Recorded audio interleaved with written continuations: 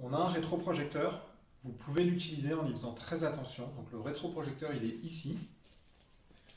Et vous projetez sur un écran qui se trouve là.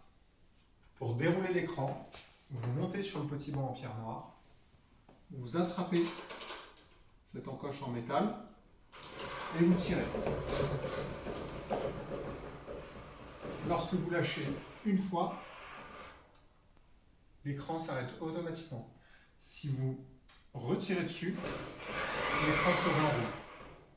Donc ensuite, pour allumer le rétroprojecteur, il va falloir appuyer sur le petit bouton Power situé ici. Vous appuyez une fois, le bouton se met en vert et l'appareil va s'allumer, ça prend quelques minutes. Ensuite, vous allumez les enceintes, donc il y a deux enceintes, vous les allumez là, il y a un bouton Power. On allume comme ça. Lorsque les enceintes sont allumées, il y a un voyant bleu qui apparaît ici. L'étape d'après, ça va être de raccorder votre ordinateur au rétroprojecteur. Donc, on a un câble HDMI qui est ici.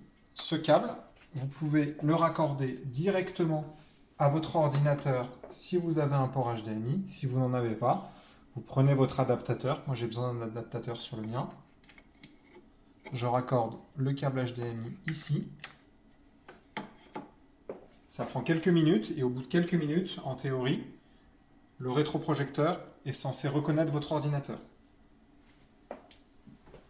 Donc voilà, le rétroprojecteur a reconnu votre ordinateur. Je vais lancer une vidéo pour vous montrer. Donc, vous avez juste à décaler votre écran sur l'écran principal. Quelle histoire! Et ça fonctionne. Donc pour éteindre le rétroprojecteur maintenant, on appuie sur le bouton Power du rétroprojecteur. Quand vous appuyez une fois, il y a ce message qui apparaît. Et donc lorsque vous rappuyez une seconde fois, l'appareil s'éteint.